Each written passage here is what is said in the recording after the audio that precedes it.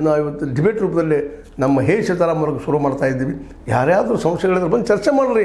ಚರ್ಚೆ ಮಾಡೋದು ಗೊತ್ತಾಗ್ತದೆ ಇನ್ನಷ್ಟು ಏನದು ಅಂತೇಳಿ. ಚರ್ಚೆಗೆ ಆಹ್ವಾನ ಯಾವ ವಿಷಯದಲ್ಲ, ಕೃಷಿಗೆ ಮುಖ್ಯವಾಗಿ ಆದ್ಯತೆ ಕೊಡ್ರಿ, ಅವಾಗ ಮಾರ್ಕೆಟ್ ಕೊಡ್ರಿ, ಗೋಡನ್ನು ಕೊಡ್ರಿ, ನೀರು ಕೊಡ್ರಿ, ಇಷ್ಟು ಕೊಟ್ಟು ನಮ್ಮ ದೇಶ ನೋಡ್ರಿ. ಮತ್ತು ಎಜುಕೇಷನ್ ಫ್ರೀ ಮಾಡಿರಿ ಎಲ್ಲರಿಗೂ. ಅಲ್ಲಿ ಸಾಧ್ಯದ ಹಳ್ಳಿ ಮಾಡೋದಲ್ಲೇ, ಯಾಕಂದರೆ ಅಲ್ಲಿಯೇ ಸಂಪತ್ತು ಇರ್ತದೆ, ನೈಸರ್ಗಿಕ ಸಂಪತ್ತು ಇರ್ತದೆ, ಅಲ್ಲಿ ಕಲಿತ ಮಕ್ಕಳು ಇರ್ತಾರೆ, ಅವ್ರು ಕಲಿಸುವಂಥ ಒಂದು ವ್ಯವಸ್ಥೆ ಬೆಳೀತದೆ. ಜೊತೆಗೆ ಅಗ್ರಿಕಲ್ಚರ್ ಮೇನ್ ಉದ್ಯೋಗ ಆದಾಗ, ಉದ್ದಿಮೆ ಆದಾಗ ಅದಕ್ಕೆ ಸಂಬಂಧಿಸಿದ ಟೆಕ್ನಾಲಜಿ ಬೆಳೆದು ಹೋಗ್ತದೆ. ಮತ್ತು ಸಣ್ಣ ಸಣ್ಣ ಉದ್ಯಮಿಗಳು, ಸಣ್ಣ ಸಣ್ಣ MSME ಅಂತೀವಿ ನಾವು, ಅವು ಬೆಳೆದಪ್ಪ ಅಂತಂದ್ರೆ ಇಂಡಿಪೆಂಡೆಂಟ್ ಆಗ್ತದೆ. ಪ್ರತಿ ಜಿಲ್ಲೆನೂ ಪ್ರತಿಯೊಬ್ಬರು ಹೋಗಿ ಕೇಂದ್ರದಿಂದ ಇವತ್ತು ಮೋದಿ ಅದಾರ, ನಾಳೆ ಮತ್ತಾರು ಬರ್ಬೋದು, ಇವತ್ತು ಸಿದ್ದರಾಮಯ್ಯ ಇದ್ದಾರೆ, ಮತ್ತಾರು ಬರ್ಬೋದು, ಅವ್ರ ಮುಂದೆ ಕೈ ಹಿಡೋ ನಿರ್ಮಿಂದಲೂ ನಾವು ಕೊಡ್ತೀವಪ್ಪ ನಿಮ್ಗೆ ಅನ್ನೋಂಥ ಒಂದು ವ್ಯವಸ್ಥೆ ಬಂದ್ರೆ ಒಳ್ಳೆಯದಲ್ಲ. ಏನಂತೀರಿ ಇದಕ್ಕೆ? ಅದೇ ಕಾಲಕ್ಕೆ ಬೈಲಹೊಂಗಲ ಮತ್ತು ಅಥಣಿ ತಾಲೂಕಿನ ಜನ ಅಲ್ಲಿ ಬೇಡಿಕೆ ಸರಿ ಅದ, ಅದನ್ನು ನಾವು ವಿರೋಧ ಮಾಡೋಂಥದ್ದಲ್ಲ. ಇನ್ನೊಬ್ಬರದ್ದು ಆಗಬಾರ್ದು, ನಮ್ದು ಆದ್ರೆ ಅನ್ನುವಂಥ ಮಾತು ಬೇಡ.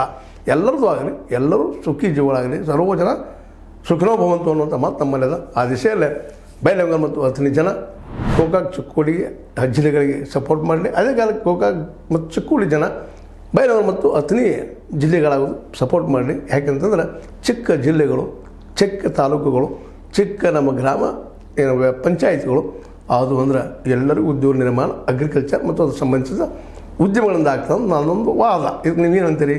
ಬಂದು ಚರ್ಚೆಗೆ ಆಹ್ವಾನ ಅಂತ ಹೇಳ್ತಾ, ಇದು ನಿಮ್ಗೆ ಲೈಕ್ ಆಗಿರ್ಬೋದು, ಲೈಕ್ ಮಾಡಿ, ಶೇರ್ ಮಾಡಿ, ಕಾಮೆಂಟ್ ಮಾಡಿರಿ. ಜೊತೆಗೆ ಸಬ್ಸ್ಕ್ರೈಬ್ ನಿಲ್ಲಿಸ್ಬೇಡ್ರಿ. H60 ನಿಮ್ಮ ಸತ್ಯದ ಕೈಗಳಲ್ಲಿ ವಂದನೆಗಳು.